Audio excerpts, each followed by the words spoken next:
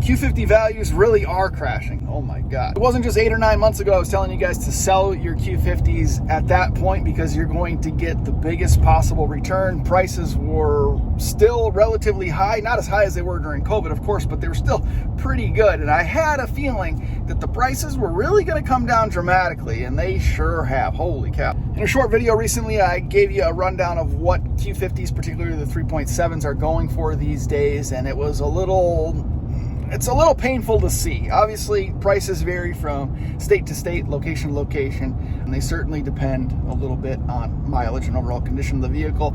And obviously, it varies if you're buying from a private party versus a dealership, for example. But I gotta say, if you're trying to sell to a dealership or you're trying to trade in, get ready for a heart attack. Get ready to swallow your pride. Get ready to feel the pain. It was just about 2 years ago I got an offer from Carvana that kind of blew my mind.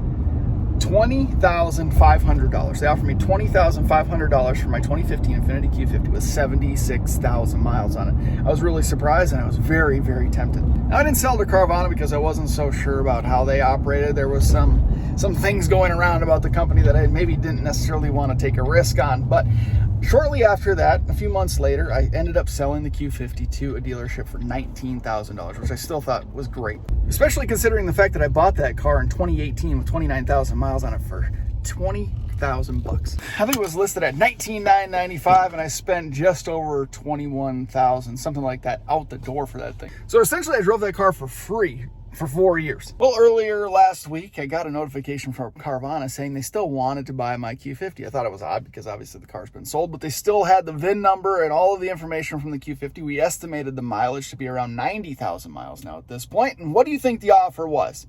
You think it was maybe $15,000? You think it was $14,000, $13,000? Obviously, it's been another year or two. Many more miles have put on it. A lot of things have changed in the market, and of course, Carvana is looking to buy a vehicle that they can turn around and resell and make a few bucks on it. You got to think maybe $3,000, $4,000 generally they want to try to make on a vehicle that they purchase. Considering the Q50 prices that I outlined in that recent short, they're going in good condition. Obviously, my Q50 was in immaculate condition. They're going around $15,000, $18,000, something like that, especially if you find them at a dealership. So I was thinking the offer was going to be around $13,000, $14,000. It's still a little bit painful, but it's a little bit more reasonable. No. The offer that Carvana would have made me now at this point on the 2015 Q50 in excellent condition with 90,000 miles, $8,000. Now, if I still had that car and I were to list it personally on Facebook Marketplace, Car Gurus, Auto Trader, CarMax, all of those, Carfax, all of those usual suspects for buying used vehicles, it would be one of, if not the nicest vehicle listed on any of those sites.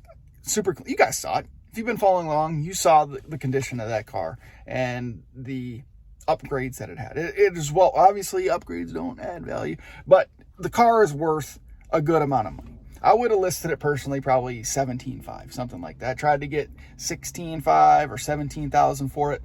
And I think it would have gone. I think it'd sell quickly, even in a market like it is today. So I would have assumed, again, that Carvana or any other dealership would offer maybe $10,000, $13,000, $14,000, because I would anticipate they'd be able to list it and sell it for even higher than that. But $8,000, jeez, it's a little bit of a slap in the face. It is, but it's sort of a sign of the times. It's a sign of what the market is doing. It's a sign of what car dealerships are dealing with in terms of trying to move inventory. But I stand behind what I said in a recent video, and that is that if you're trying to make the most amount of money off your Q50 right now, you're thinking about selling, but you're not quite sure, I would say hold on to the car a little bit longer. I think the market is actually going to start to tick back up, the used car market especially, in particular. I think the new car market is still going to struggle, because even though we're hearing rumblings about the Federal Reserve lowering interest rates over the next couple of months, apparently in March, they're talking about lowering the rates a little bit. That's going to help kind of spur some people and trying to start borrowing a little bit of money again.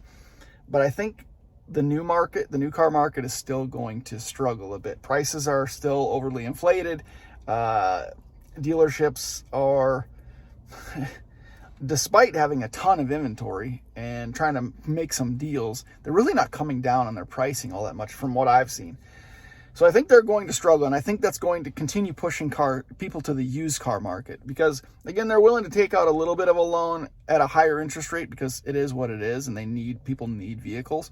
But they're more likely to take out, a loan for 20, 25 grand to get a used car rather than $50,000, $60,000, considering a 7-8% interest rate some people are paying. It's crazy. So again, I think people are going to be pushed more toward the used car market. Now we're coming out of the holiday season, we're getting into spring, people are going to start shopping around a little bit again. So I think we're going to see the used car values coming up. So if you can keep your mileage low on your Q50, keep it in good condition, I think we'll see some prices tick back up. But I'd be very hesitant to sell right now. Even selling my own personal 350Z, I'm not seeing, and it's still January, so I anticipated this, the cold weather months, people aren't really looking for a little sports car. But the last time I listed it, because I was thinking about selling it, I woke up literally to 150 inquiries about that car.